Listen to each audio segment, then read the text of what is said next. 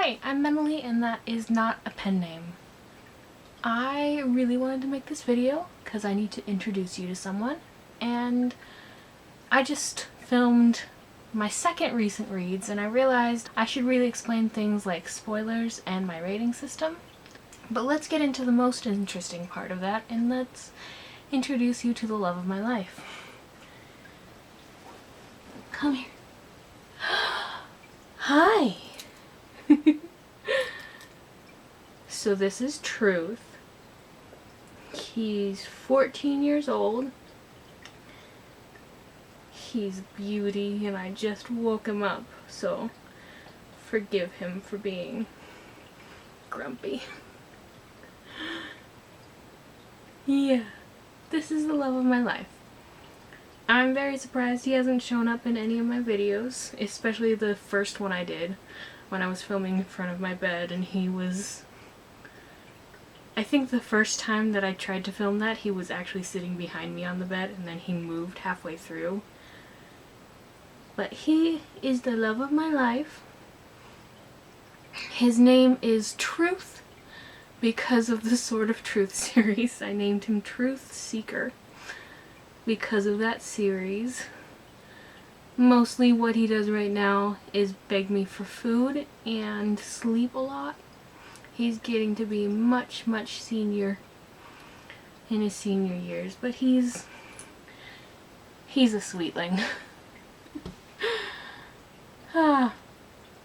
So this is the first thing I wanted to talk to you about, because I didn't feel right not introducing him and just like alluding to the fact that he's wandering about my room in every single one of my videos. So there's that. The second thing I wanted to talk about is, let's go with spoilers. And I get my spoiler policy from my dad, really. There he goes. My dad's the one who first pointed out to me one thing about spoilers that's really changed my view on spoilers. And my view on spoilers is, if something can be spoiled, it's not worth it. What I mean by that is, if you knowing the twist at the end, the shocking revelation, if that ruins the story for you, if that ruins the tale, if that ruins the movie, if that ruins anything, if knowing that Darth Vader is Luke Skywalker's father ruins entire Star Wars original trilogy for you, then that's a problem. That means that it wasn't worth much to begin with, if it banks on that surprise keeping you interested. I don't care if I get spoiled for things. I do enjoy being surprised. I love being surprised by books. Books constantly shock me, and they're page turners, but I have never had an experience where I've known about the twist going into a story and had the book not been enjoyable for me. It is great. It's really great when those shocking conclusions, those shocking moments are well done and you don't know about it beforehand, so you're just gasping. I had one of those happen to me in the middle of Thunderhead, and I had another one of those happen to me in The Toll by Neil Shusterman, two of the books that I've recently finished.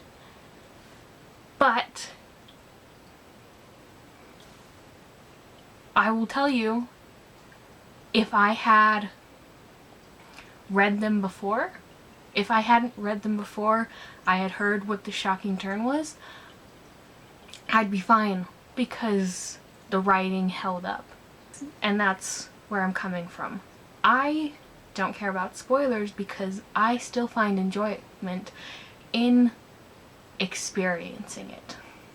I don't need to be surprised. I don't need to be shocked. I don't need to be catered to like that in order to enjoy the books that I'm reading most of the time. And if that is the only thing going for the book or movie, then that doesn't really lend itself to a strong book or movie for me. So that's why my spoiler policy is the way it is. I know that I am very rare in the fact that I don't care about spoilers. And I do respect that other people do care about spoilers, so if they ask me not to talk about a thing, I won't. The recent reads have spoiler sections and not spoiler sections. But if you want to talk to me about your favorite book and I haven't read it, that's totally cool by me.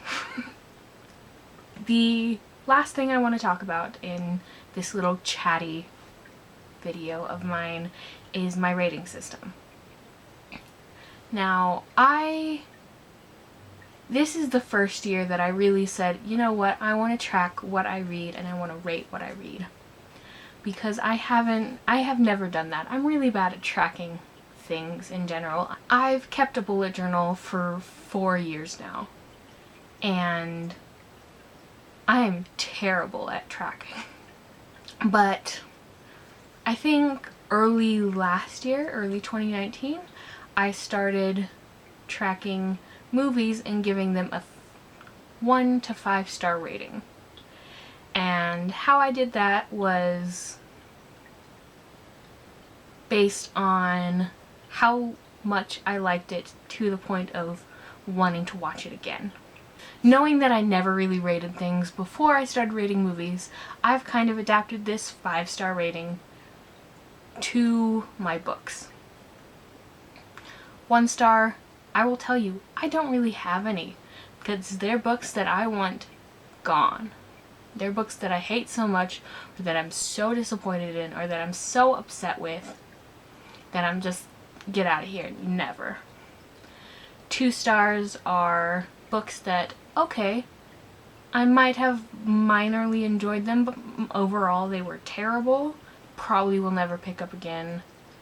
3 stars are books that it's like, okay, they were enjoyable while I was reading them. I probably won't read them again unless I'm in a very specific situation. Someone Like You by Sarah Dessen is a 3-star book for me. This is actually the first Sarah Dessen book I ever read. It is about a girl and her best friend gets pregnant and she's dealing with having her first major boyfriend and pressures that come along with it.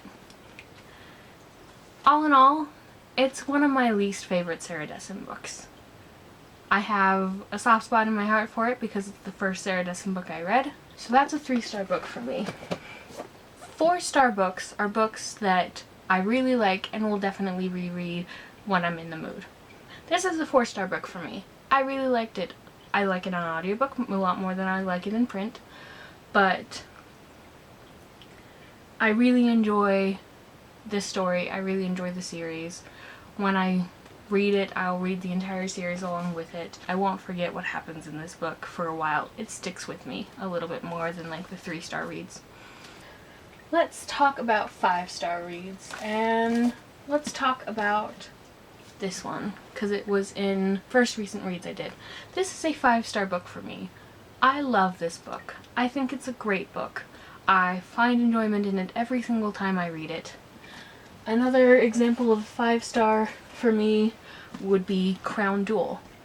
I will be honest, I could read this on a constant loop for the rest of my life. I love the characters, I love the story, I love the plot lines, I love reading it, I love the experience of it.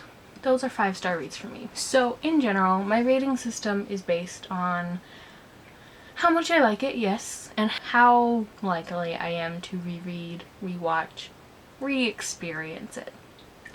So I am currently reading, I'm just starting My Dark Vanessa because it's one of the books that was on my April TBR list, and I'll talk to you later.